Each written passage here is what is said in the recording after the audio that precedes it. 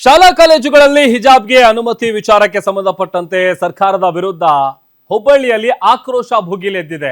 ಸಂಗೊಳ್ಳಿ ರಾಯಣ್ಣ ವೃತ್ತದಲ್ಲಿ ಶ್ರೀರಾಮ ಸೇನೆ ಪ್ರೊಟೆಸ್ಟ್ ಅನ್ನ ಮಾಡ್ತಾ ಇದೆ. ಮತ್ತೆ ಈಗ ರಾಜ್ಯದಲ್ಲಿ ಹಿಜಾಬ್ ವಿಚಾರ ಮುನ್ನೆಲೆಗೆ ಬಂದಿದೆ.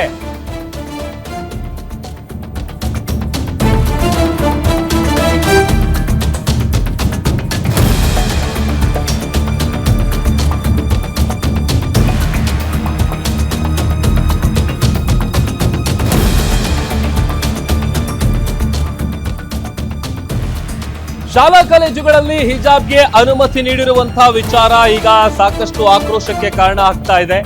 ಸರ್ಕಾರದ ವಿರುದ್ಧ ಹುಬ್ಬಳ್ಳಿಯಲ್ಲಿ ಆಕ್ರೋಶ ಭುಗಿಲೆದ್ದಿದೆ. ಸಂಗೊಳ್ಳಿ ರಾಯಣ್ಣ ವೃತ್ತದಲ್ಲಿ ಶ್ರೀರಾಮ ಸೇನೆ ಪ್ರೊಟೆಸ್ಟ್ ಅನ್ನ ಮಾಡ್ತಾ ಇದೆ. ಪ್ರಮೋದ್ ಮುತಾಲಿಕ್ ನೇತೃತ್ವದಲ್ಲಿ ಪ್ರತಿಭಟನೆಯನ್ನ ಮಾಡಲಾಗ್ತಾ ಇದೆ. ಸಿಎಂ ಡಿಸಿಎಂ ಶಿಕ್ಷಣ ಸಚಿವರ ಫೋಟೋಗೆ ಹಿಜಾಬ್ ಅನ್ನ ತೊಡಿಸಿ ಆಕ್ರೋಶ ವ್ಯಕ್ತಪಡಿಸ್ತಾ ಇದ್ದಾರೆ.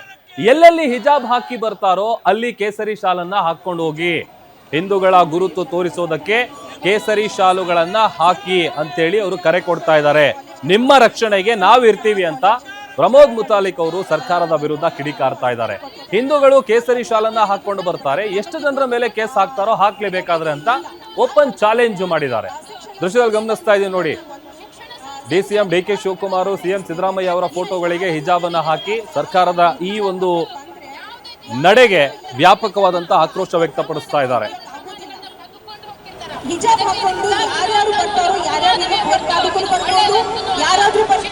ಹಿಜಾಬ್ಗೆ ಅವಕಾಶವನ್ನು ಕೊಟ್ಟು ಶಿವದಾರ, ಜನಿವಾರ, ರುದ್ರಾಕ್ಷಿ ಇದನ್ನ ಧರಿಸಬಹುದು, ಹಿಜಾಬ್ ಧರಿಸಬಹುದು. ಅದರ ಜೊತೆಗೆ ಇದನ್ನು ಹೇಳಿದ್ದಾರೆ. ನಾನು ಕಾಂಗ್ರೆಸ್ ಸರ್ಕಾರಕ್ಕೆ ಮತ್ತು ಮಧು ಬಂಗಾರಪ್ಪನವರು ಕೇಳ್ತೀನಿ, ಶಿವದಾರ, ರುದ್ರಾಕ್ಷಿ ಮತ್ತು ಜನವಾರ ಒಳಗಡೆ ಇರುತ್ತೆ, ಹೊರಗಡೆ ಕಾಣುವುದಿಲ್ಲ. ಅದನ್ನು ನೀವೇನು ಹೇಳೋದು? ಅದನ್ನು ಸಾಂಪ್ರದಾಯಿಕವಾಗಿ ಸಾವಿರಾರು ವರ್ಷದಿಂದ ಇಲ್ಲಿ ಹಾಕೊಂಡು ಬಂದಿದ್ದಾರೆ. ಸೊ ಅದನ್ನ ಹಾಕೋಬಹುದು ಅಂತನೋ ನೀವ್ಯಾರು ಹೇಳೋರು? ಏನಂತ ತಿಳ್ಕೊಂಡಿದ್ದಾರೆ? ಶಿವದಾರ ಅಥವಾ ಈ ಜನಿವಾರ ಅಂತಂದ್ರೆ ಏನು ದಾರಾನ? ಅದು ಶಾಸ್ತ್ರ ಇದ್ರೆ ಶಾಸ್ತ್ರೋಕ್ತವಾದಂತಹ ಪ್ರಕ್ರಿಯೆ ಹಿನ್ನೆಲೆಯಲ್ಲಿ ಹಾಕೊಂಡದ್ದನ್ನು ಹಾಕೋಬಹುದು. ಹಿಜಾಬ್ ಜೊತೆಗೆ ಕಂಪೇರ್ ಮಾಡ್ತೀರಿ ನೀವು?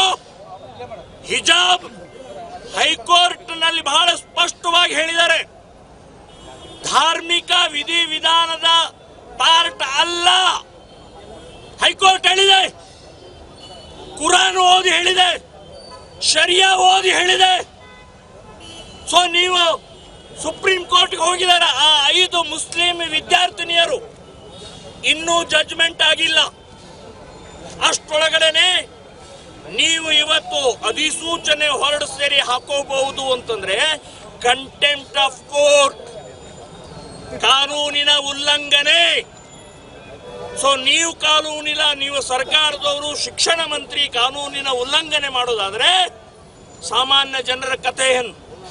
ಸೊ ಇದರ ವಿರುದ್ಧ ಕಾನೂನಾತ್ಮಕ ಹೋರಾಟವನ್ನು ಕೂಡ ಮಾಡ್ತೀವಿ. ಇದಲ್ಲದೆ ಇವತ್ತು ಅಧಿಸೂಚನೆಯನ್ನ ಹರಿದು ಹಾಕಿ ನಾವು ಪ್ರತಿಭಟನೆಯನ್ನು ಮಾಡಿದ್ದೀವಿ.